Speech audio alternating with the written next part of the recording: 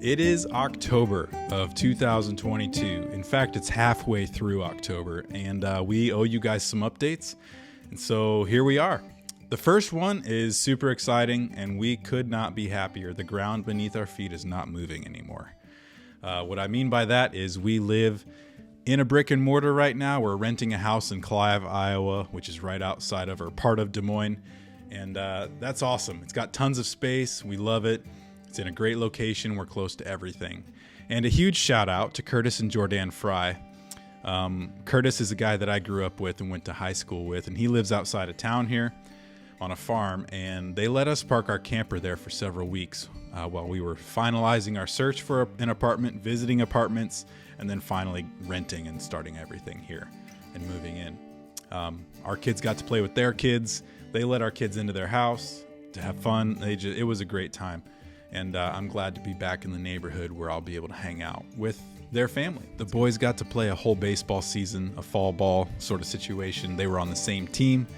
They got to catch and pitch. They got to bat. They got to run and do the whole shebang. And they had an absolute blast. We had a lot of fun watching them crank some hits and have some fun with some new buddies. Allison has been working super hard. She's done a lot of 12-hour shifts and some 16-hour shifts, working as a behavioral technician at the psych hospital. Not psycho, that's not what I meant, the psych hospital. She does deal with people that are dealing with schizophrenia, paranoia, high anxiety, all manner of psychological issues or disorders or problems or manic things. And her main job is to keep them alive while they're on premise.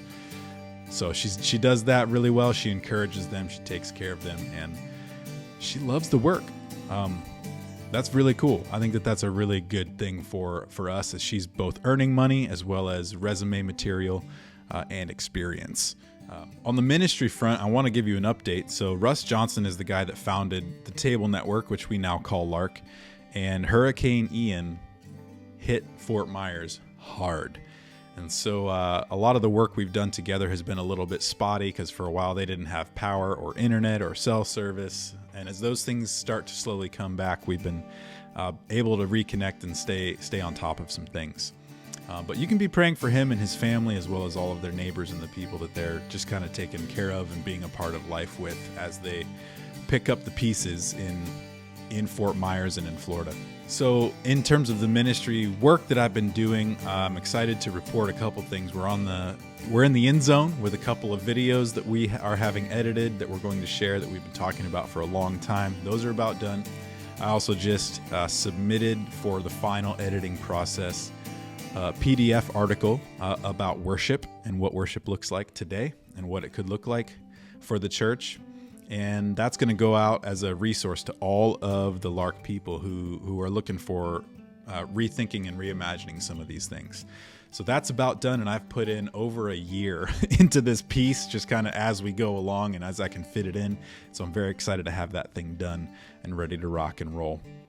Now that we live here in Des Moines, we are slowly getting settled and hopefully transitioning into meeting people, networking.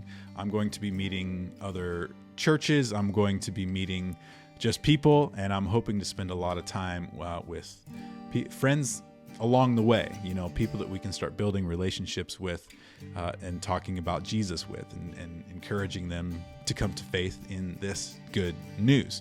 So as that comes about and as we get into that rhythm, it could turn into what a lot of people today call church planting. I don't know if I want to formalize it quite that much.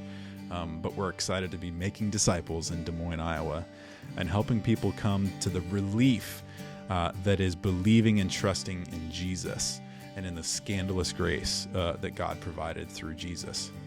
So 2 final things to wrap up, and they're both financial in a way in nature. The first is just that, hey, we've got a sedan that somebody donated to us. And it's a 4-door car with 2 bench seats and 6 seat belts, so we can fit our whole family in it.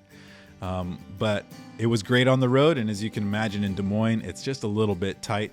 So if anyone knows of somebody with a minivan they're trying to get rid of, even if it's got high miles but it runs great, we'd be interested in looking into something like that, whether it's a donation or you want to trade straight up for our Oldsmobile 1999 Oldsmobile 88.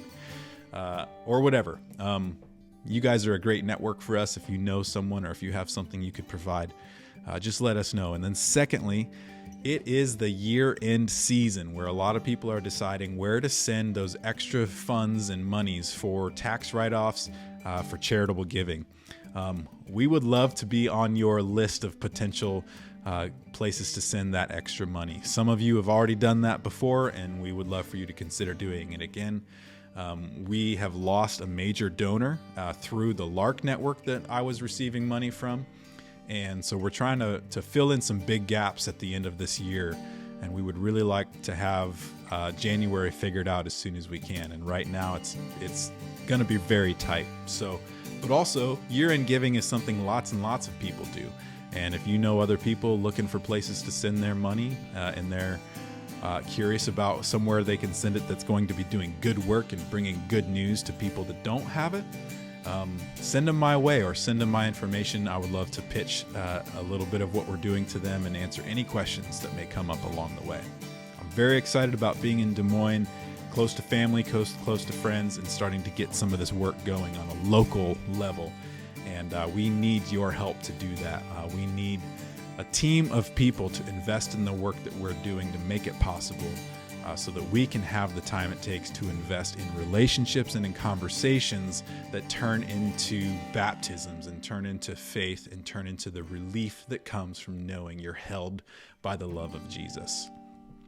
So that's about it for now. Share your year-end gift idea with your friends. Even if they're not asking, just say, hey, I know a guy. Would you be interested in giving?